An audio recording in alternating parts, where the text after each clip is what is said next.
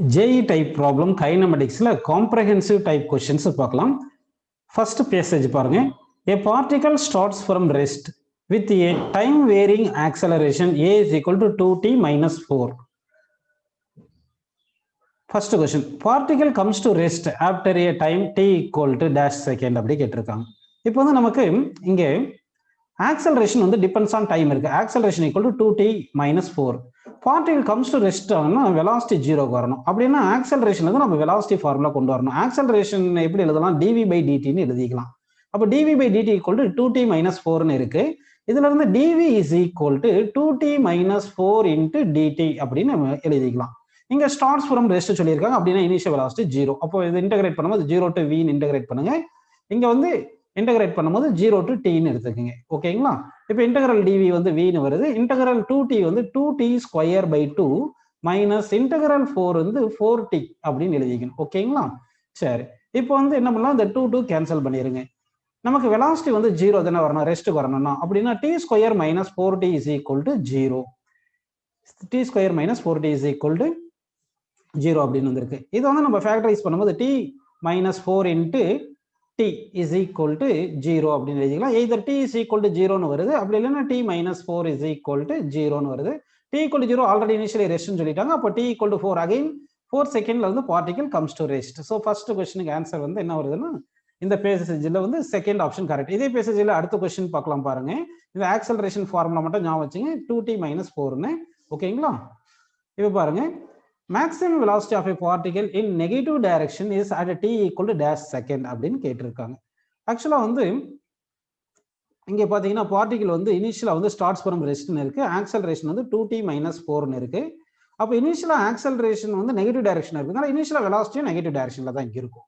So maximum velocity என்னும் போது என்ன ஆகுதுன்னா, உங்களுக்கு இங்க பாருங்க, இந்த ஆக்சலரேஷனுக்கு வந்து 0ன்னு போடுறேன்னு வச்சுங்க. எந்த டைம்ல 0 வருதுன்னா 2t minus 4 is equal to 0ன்னு போட்டோம்னா t is equal to 2 second வரும். அப்போ t equal to 2 செகண்ட்ல ஆக்சலரேஷன் 0 ஆகும். அதாவது ஆக்சலரேஷன் வந்து ஃபர்ஸ்ட் நெகட்டிவ் டைரக்ஷன்ல இருக்கு, வெலாசிட்டி வந்து இனிஷியலா 0 இருந்திருக்கு. அப்போ நெகட்டிவ் டைரக்ஷன்ல தான் வெலாசிட்டி இன்க்ரீஸ் ஆயிட்டு இருக்கும். ஓகேங்களா? ஆக்சலரேஷன் 0 வரும்போது வெலாசிட்டி மேக்ஸிமமா இருந்திருக்கும். ஆக்சலரேஷன் 0 வரும்போது வெலாசிட்டி நெகட்டிவ் டைரக்ஷன்ல மேக்ஸிமமா இருக்கும். அடுத்து வந்து ஆக்சலரேஷன் ஆப்போசிட் டைரக்ஷன் ஆகுறதுனால ரிட்டார்ட் ஆகும். ஆக்சலரேஷன் வந்து t equal to 2 செகண்ட்ல, t equal to 0 செகண்ட்ல இருந்து t equal to 2 செகண்ட் வரைக்கும் ஆக்சலரேஷன் நெகட்டிவ் டைரக்ஷன்ல இருக்கும். அடுத்து 2 செகண்டுக்கு அப்புறம் ஆக்சலரேஷன் டைரக்ஷன் மாறிடுது. ஓகேங்களா? அப்படின்னா t equal 2 செகண்ட்ல தான் வெலாசிட்டி மேக்ஸிமமா இருக்கும். இப்போ வெலாசிட்டிக்கு அப்போ வெலாசிட்டி வந்து மேக்ஸிமம் அட் 2 செகண்ட்னு நமக்கு புரிஞ்சிருச்சு. ஓகேங்களா? ஸோ அப்போ வந்து நம்ம என்ன பண்ணலாம்னா, வெலாசிட்டி ஈக்குவேஷன் என்ன பார்த்துருந்தோம் பாருங்க. வெலாசிட்டி ஈக்குவேஷன் வந்து t square minus 4t. Velocity equation வந்து t ஸ்கொயர் மைனஸ் 4t. அப்போ velocity equation t square minus 4tல நம்ம வந்து இந்த டைம் t equal to 2 செகண்டா இருக்கும்போது வெலாசிட்டி வந்து மேக்ஸிமமா இருக்கும். ஏன்னா அது வரைக்கும் ஆக்சலரேஷன் இருக்கு, 2 செகண்ட் வரைக்கும் ஆக்சலரேஷன் இருக்கு. 2 செகண்ட்ல தான் ஆக்சலரேஷன் 0 ஆகுது. சரி, அப்படின்னா மேக்ஸிமம் வெலாசிட்டிக்கு என்ன ஃபார்முலா பார்த்தீங்கன்னா, டைம் 2 செகண்ட்ல தானே மேக்ஸிமம் வெலாசிட்டி, டைம் 2 போடுங்க, 2 ஸ்கொயர் மைனஸ் 4 இன்ட்டு 2 அப்படின்னு எழுதிக்கலாமா? இந்த 2 ஸ்கொயர் எவ்வளவு வருது பாருங்க, 4 மைனஸ் 4 இன்ட்டு 2 எவ்வளவு சொல்லுங்க, மைனஸ் 8. ஸோ 4 மைனஸ் 8 வந்து 4 மீட்டர் பர் செகண்ட் அப்படின்னு நமக்கு கிடைக்குது. ஓகேங்களா? ஸோ அப்போ வந்து நமக்கு இங்க பாத்தீங்கன்னா டைம் வந்து 2 செகண்ட்ல வந்து இங்க மேக்ஸிமம் வெலாசிட்டி வந்து நமக்கு மைனஸ் 4 மீட்டர் பர் செகண்ட் வந்திருக்கு. ஆனா அவங்க கொஸ்டின் கேட்டது வந்து maximum velocity of a particle at time t தான் கேட்டுறாங்க. அப்போ எந்த டைம்ல மேக்ஸிமம் வெலாசிட்டி வருதுன்னா 2 செகண்ட்ல வருது. ஸோ தட் ஆன்சர் வந்து 2 கரெக்ட். சரிங்களா? அடுத்த கொஸ்டின் பாருங்க, the velocity time graph of the particle is எப்படி இருக்குன்னா, velocity time graph of a பார்ட்டிகல்னா வெலாசிட்டிக்கு தான் நமக்கு formula t square minus 4t வந்திருக்கு இல்லையா? அப்படின்னா குவாட்ராடிக்கலா இருக்கு. குவாட்ராடிக்கா இருந்துச்சுன்னா பேரபோலா பாசிங் த்ரூ ஆரிஜின் வரணும். ஏன்னா டைம் t equal to 0 போடும்போது என்ன இருக்கு பாருங்க, 0 வந்துருது இல்லைங்களா? ஸோ அதனால வந்து நம்ம என்ன பண்றோம்னா parabola passing through origin correct. Third question first option correct. லீனியரா இருந்தா ஸ்ட்ரைட் லைன், குவாட்ராடிக்கலா இருந்துச்சுன்னா நமக்கு பேரபோலா எடுக்கணும். அப்போ வெலாசிட்டி டைமும் t ஸ்கொயர்ல இருக்குதுனால குவாட்ராடிக் பேரபோலான்னு வருது. அடுத்த கொஸ்டின் பார்க்கலாம் பாருங்க. x and y coordinates of a particle moving in the xy plane at some instant of time are x is equal to t and y is equal to 4t. X and y are in meter and t is in second. Then the distance traveled by the particle in a time from t equal to 0 to t equal to 2 second அப்படின்னு கேட்டிருக்காங்க. So அப்படி இவங்க வந்து பார்த்தீங்கன்னா இந்த particle வந்து velocity வந்து constant, X டைரக்ஷன்ல வெலாசிட்டி கான்ஸ்டன்ட், ஒய் டைரக்ஷன்ல வெலாசிட்டி கான்ஸ்டன்டா இருக்கு. அதனால ஸ்ட்ரைட் லைன்ல தான் இது மூவ் ஆகும். இப்படி ஸ்ட்ரைட் லைன்ல இப்படி மூவ் ஆகுது. சரிங்களா? இந்த point A to B point move ஆயிருக்குன்னு எடுத்துங்க. அப்போ எக்ஸ் டைரக்ஷன்ல எவ்வளவு டிஸ்டன்ஸ் மூவ் ஆயிருக்குன்னா 2t டிஸ்டன்ஸ் மூவ் ஆயிருக்கு. y டைரக்ஷன்ல எவ்வளவு டிஸ்டன்ஸ்னா 4t டிஸ்டன்ஸ் அவங்களே கொஸ்டின்ல கொடுத்துருக்காங்க. அப்போ எக்ஸ் டைரக்ஷன்ல 2 × t டைம் வந்து 2 செகண்ட்னால 4 மீட்டர்னு எடுத்துங்க. y டைரக்ஷன்ல எவ்வளவு டிஸ்டன்ஸ்னா 4 × 2 வந்து t வந்து 2 ஈக்குவல் டு 8ன்னு போட்டுங்க. அப்படின்னா y டைரக்ஷன்ல டிஸ்டன்ஸ் டிராவல் 8 மீட்டர், எக்ஸ் டைரக்ஷன்ல டிஸ்டன்ஸ் டிராவல் வந்து 4 மீட்டர் வந்திருக்கு. ஸோ அப்போ A to B distance travelled hypotenuse தெரியும்னா ஸோ 4 ஸ்கொயர் பிளஸ் 8 ஸ்கொயர் போட்டுங்க, ஸ்கொயர் ரூட் எடுத்துங்க. இப்போ 4 ஸ்கொயர் பிளஸ் 8 ஸ்கொயர் இது ரெண்டுத்தையும் ஆட் பண்ணோம்னா 16, இது ஒரு 64 ஆட் பண்ணா 80 வருது. 80 ரூட் எடுத்தோம்னா நமக்கு என்ன வரும் பார்த்தீங்கன்னா 4√5 அப்படின்னு நமக்கு கிடைக்குது. ஓகேங்களா? நெக்ஸ்ட் கொஸ்டின் போயிடலாம் பாருங்க. The path of the particle is dash. அதாவது x is equal to 2t கொடுத்துட்டாங்க, y is equal to 4t கொடுத்துருந்தாங்க இல்லையா? இப்போ இது ஈக்குவேஷன் 1, இது ஈக்குவேஷன் 2 எடுத்துட்டீங்கன்னா ஈக்குவேஷன் 2 டிவைட் பை 1 போட்டீங்கன்னா அப்போ y by x is equal என்ன வருது சொல்லுங்க? 2 வருது. அப்போ y is equal to 2x. y equal to x னா y and x are linearly dependent இருக்கு. linearly dependentனா ஸ்ட்ரைட் லைன் வரும். அப்போ y directly proportional to x வரதுனால ஸ்ட்ரைட் லைன். இந்த passage 3 பார்க்கலாம். நம்ம passage 3 பார்க்கலாம். A time t equal to 0, particle A is at 1 meter, 2 meter and B is at 5 meter, 5 meter. Velocity of B is 2i plus 4j. Velocity of particle A is √2v at 45 degree with x axis. A collides with B அப்படின்னு சொல்லியிருக்காங்க. இப்போ இதில் வந்து என்ன பண்ணலாம் பாருங்க. நம்ம இப்போ வந்து வெலாசிட்டி வந்து ஏக்கு வந்து எப்படி இருக்குன்னா v√2ன்னு இருக்கு. இது எக்ஸ் டைரக்ஷன்லையும் ஒய் டைரக்ஷனும் ரிசால்வ் பண்ணலாம். அப்போ θ 45 டிகிரி தானே. அப்போ எக்ஸ் டைரக்ஷன் ரிசால்வ் பண்ணா v√2 cos 45, cos 45 1/√2னால √2 கேன்சல் ஆகிட்டு எக்ஸ் காம்பனன்ட் v வருது. அதே மாதிரி ஒய் காம்பனன்ட் வந்து v√2 sin 45, sin 45 1/√2னால கேன்சல் ஆகிட்டு vன்னு வருது. ஸோ வெலாசிட்டி ஆஃப் ஏ என்ன வருதுன்னா vi plus vj. Velocity of b 2i plus 4j. Okay. அடுத்து வந்து velocity of a with respect to b v minus 2 into i plus v minus 4 into j அப்படின்னு நம்ம எடுத்துக்கிறோம். அடுத்து position of a with respect to b. Position of a with respect to b என்ன b வந்து 5i 5j, a வந்து 1i 2j. அப்போ வந்து பாருங்க a with respect to b அப்படின்னு எடுக்கிறோம். a with respect to b எடுத்தீங்கன்னா நல்லா கவனிங்க, i minus 5i கரெக்டுங்களா?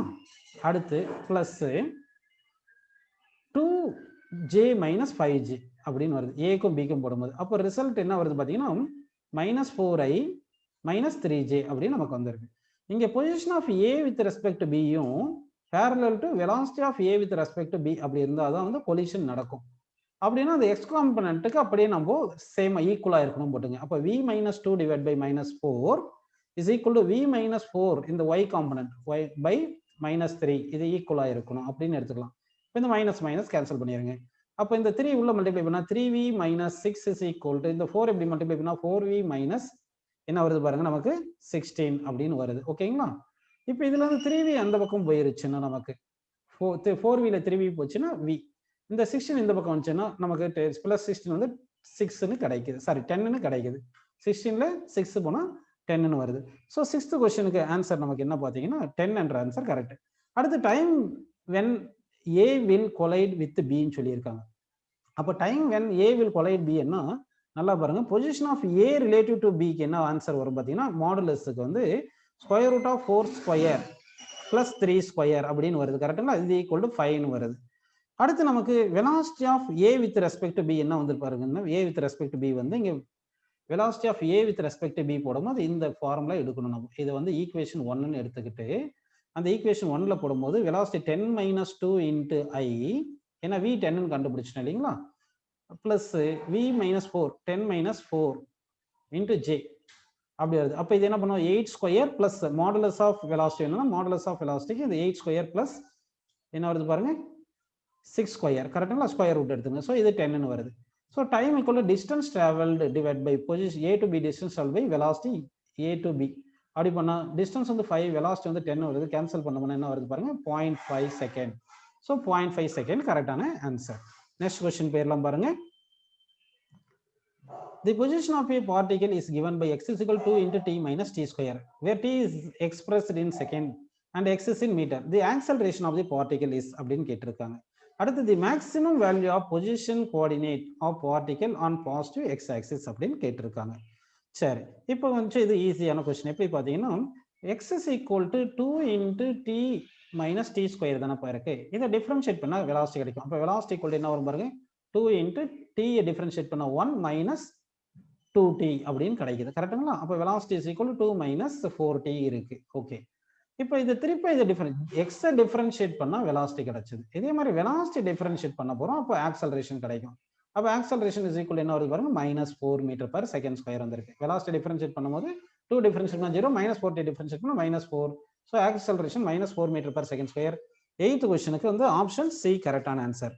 இப்போ 9th என்ன சொல்லியிருக்காங்கன்னா, the maximum value of position coordinate of particle on positive X axis அப்படின்னு கேட்டிருக்காங்க. அப்படின்னு பார்த்தீங்கன்னா நமக்கு மேக்ஸிமம் பொசிஷன் எங்கே வரும் பார்த்தீங்கன்னா, வெலாசிட்டி 0 இருக்கு. ஏன்னா ஆக்சலரேஷன் நெகட்டிவாக இருக்கிறதுனால வெலாசிட்டியும் ஆக்சலரேஷனும் ஆப்போசிட் டைரக்ஷனாக இருக்குது. அதனால வந்து பார்ட்டிகல் என்ன ஆகுதுன்னா, எக்ஸ் ஈக்குவல் டு 0லேருந்து போயிட்டே இருந்து ஒரு பர்டிகுலர் பாயிண்ட்ல வெலாசிட்டி ரிட்டார்டேஷனில் போகணும். ஏன்னா ஆக்சலரேஷன் நெகட்டிவாக இருக்குது, ரிட்டார்டேஷனில் போகும்போது ஒரு பர்டிகுலர் பாயிண்ட்ல வெலாசிட்டி 0 வரும். ஸோ வெலாசிட்டி 0 வந்தது அங்கே வந்து ரிட்டர்ன் ஆயிரும். ஸோ இதுதான் எக்ஸுக்கு மேக்ஸிமமான பாயிண்ட் அப்படின்னு நம்ம எடுத்துக்கணும். அப்போ வெலாசிட்டி 0 வர டைம்ல தான் எக்ஸ் அதிகமாக டிஸ்டன்ஸ் மேக்ஸிமம் டிஸ்டன்ஸ் ட்ராவல் ஆயிருக்கு. ஸோ வெலாசிட்டி 0 வரணும், வெலாசிட்டி என்ன formula, 2 minus 4t that is equal to 0 போட்டுங்கன்னா, அப்போ 4t இஸ் ஈக்குவல் டு 2 வருது. t equal to 2 second. அப்போ t ஈக்குவல் டு 2 செகண்ட்ல வந்து வெலாசிட்டி 0 வருது. ஸோ t ஈக்குவல் 2 செகண்ட் வரைக்கும் தான் இந்த இது டிஸ்டன்ஸ் டிராவல்டு வந்து சாரி t ஈக்குவல் 2 கிடையாது, t ஈக்குவல் டு 2/4 வருது. 4t ஈக்குவல் டு 2 தானே, அப்போ வந்து t ஈக்குவல் டு 1/2 செகண்ட் வருதுப்பா. t ஈக்குவல் டு 1/2 செகண்ட்ல தான் டிஸ்டன்ஸ் டிராவல்டு மேக்ஸிமம் எக்ஸ் கோஆர்டினேட்ல. இப்போ டிஸ்டன்ஸ்க்கு என்ன ஃபார்முலா போடணும்னா, x is equal to 2 into t minus t square தானே சொல்லியிருக்காங்க. அப்போ x equal 2 into t minus t square 1/2 minus 1/t square 4ன்னு போட்டுருங்க. அப்போ 1/2ல 1/4 போயிருச்சுன்னா 1/4 இருக்கும். 1/4 into 2 என்ன வரும் சொல்லுங்க, 1/2ன்னு கிடைக்குது. அப்படின்னா மேக்ஸிமம் டிஸ்டன்ஸ் வந்து டிராவல் பண்ணது 1/2. ஓகேங்களா? அடுத்த கொஸ்டின் போயிடலாம் பாருங்க. இதுலயே வந்து அடுத்த கொஸ்டின், அதாவது இப்போ இதுக்கு முன்னாடி பார்த்தது என்ன சொல்லுங்க, x is equal 2 into t minus t square அந்த ஈக்குவேஷன் ஞாபகம் வச்சுக்கணும் நம்ம. ஓகேங்களா? x is equal to 2 into t minus t square இந்த ஃபார்முலா இருக்கு. The particle never goes to negative x-axis, never goes to positive x-axis, starts from the origin and then goes up to x equal to 1/2 meter in positive axis and then comes back. இதுதான் correct. நம்ம இப்போ தானே பார்த்தோம் x is equal to 0ன்னு பார்த்தோம். அடுத்து இங்கே எக்ஸுக்கு வந்து மேக்ஸிமம் டிஸ்டன்ஸுக்கு பாசிட்டிவ் கோஆர்டினேட்ல 1/2 தானே நமக்கு வந்தது, அதாவது வெலாசிட்டி இங்கே 0 வந்துருது. அப்போ வந்து பாசிட்டிவ் டைரக்ஷன்ல போயிட்டு x equal to 1/2 வந்ததுக்கு அப்புறம் என்ன ஆயிருதுன்னா ரிவர்ஸ்ல வந்துரும். அப்போ option C correct. The total distance travel by the particle between t equal to 0 to 1 second. இது நல்ல கொஸ்டின் பாருங்க. இப்போ நம்ம x is equal to 0 செகண்ட்ல இருந்து 0 மீட்டர்ல இருந்து வெலாசிட்டி 0 வரது எங்க பாத்தீங்கன்னா 1/2 மீட்டர்ல பார்த்தோம். சரிங்களா? இந்த டைம் டேக்கன் எவ்வளவு பாத்தீங்கன்னா 1/2 செகண்ட், ஆஃப் செகண்ட் நம்ம சால்வ் பண்ணிட்டோம். ஓகேங்களா? ஸோ அப்போ வந்து எக்ஸ் ஈக்குவல் டு 0ல இருந்து இந்த மேக்ஸிமம் எக்ஸுக்கு போறதுக்கு 1/2 செகண்ட்.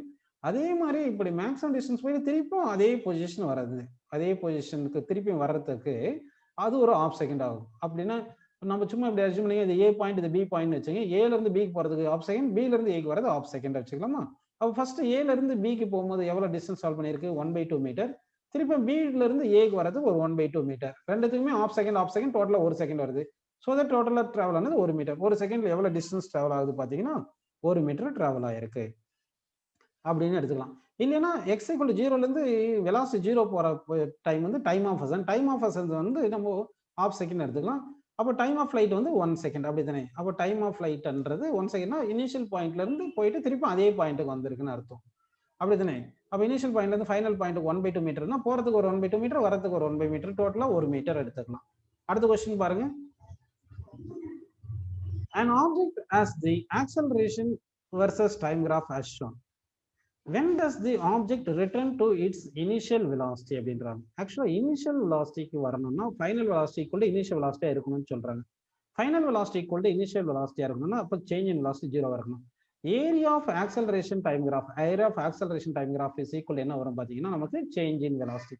அப்போ சேஞ்ச் இன் வெலாசிட்டி 0 வரணும்னா இந்த நெகட்டிவ் ஏரியா இருக்குங்களா, இந்த negative area is equal to positive ஏரியான்னு வரும்.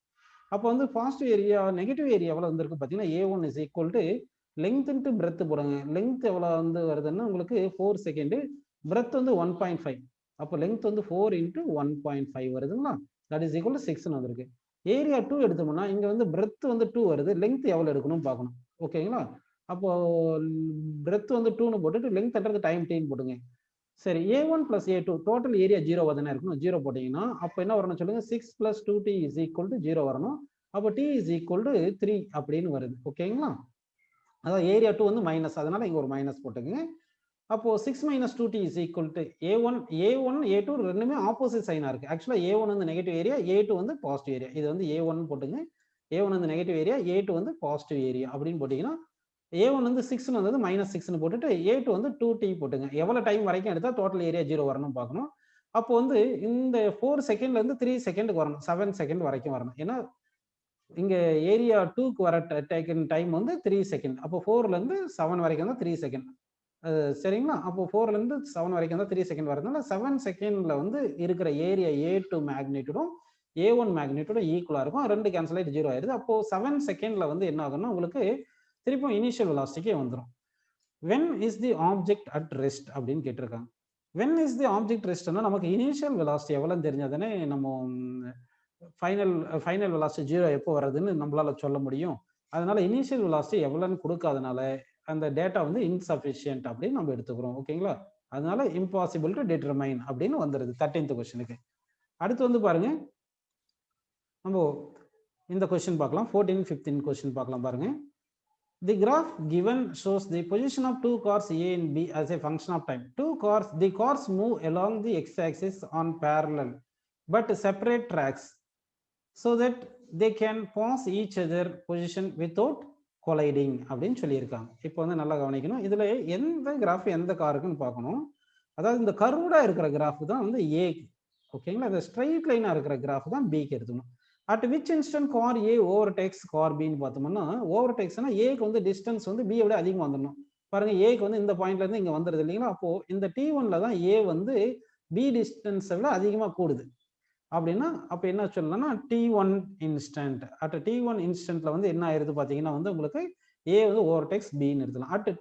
At time T3 which car is moving faster. At time T3 பாத்தீங்கன்னா ஸ்லோப் எடுக்கணும். நம்ம ஸ்லோப் ஆஃப் A வந்து பாருங்க கம்மியா இருக்கு. ஆனா ஸ்லோப் ஆஃப் B வந்து பாருங்க, ஸ்லோப் ஆஃப் B வந்து அதிகமா இருக்கு, ஸ்லோப் ஆஃப் A கம்மியா இருக்கு இல்லைங்களா? அதனால அட் டைம் T3ல வந்து கார் Bக்கு தான் வந்து வெலாசிட்டி அதிகமா இருக்கு. ஓகேங்களா? இதுல அடுத்த கொஸ்டின் பார்க்கலாம் பாருங்க. At which instant do the two cars have the same velocity? எந்த இன்ஸ்டன்ட்ல ரெண்டு காருக்கு சேம் வெலாசிட்டி இருக்குன்னா ரெண்டுத்துக்குமே ஸ்லோப் ஈக்குவலா வர மாதிரி இருக்கணும். அப்போ ரெண்டுத்துக்குமே ஸ்லோப் எங்க ஈக்குவலா இருக்குன்னு எடுக்கிறது பாருங்க. இப்போ அதாவது இந்த பாயிண்ட் எடுக்கிறேன் நான், பாயிண்ட் சி அப்படின்னு எடுக்கிற பாருங்க. பாயிண்ட் சி எடுத்தோம்னா அந்த பாயிண்ட்ல டேஞ்சென்ட் வரைஞ்சிருக்கும் ஏ மூவ் ஆகிறதுக்கு. அதுவும் பிக்கு வரைகிற டேஞ்சென்ட், பிக்கு வரைஞ்ச டேஞ்சென்ட்டும் பேரலா இருக்கு. அப்படின்னா ஸ்லோப் சேமா இருக்கும். அப்படின்னா T2 டைம்ல வந்து ஸ்லோப் ரெண்டுத்துக்குமே சேமா இருக்கு. அப்போ T2 டைம்ல ஸ்லோப் ரெண்டுத்துக்குமே சேமா இருக்கு. ஸோ வெலாசிட்டி வந்து ஈக்குவலா, ஸ்பீட் ஈக்குவலா இருக்கு அப்படின்னு நம்ம எடுத்துக்கலாம். ஓகேங்களா? ஸோ 16th வந்து பின்னு வந்திருக்கு. சரி, 17th பாருங்க. Which one of the following best describes the motion of the car A as shown on the graph அப்படின்னு இருக்காங்க. கார் ஏக்கு பார்த்தீங்கன்னா நமக்கு கிராஃப் எப்படி வந்திருக்கு பாருங்க.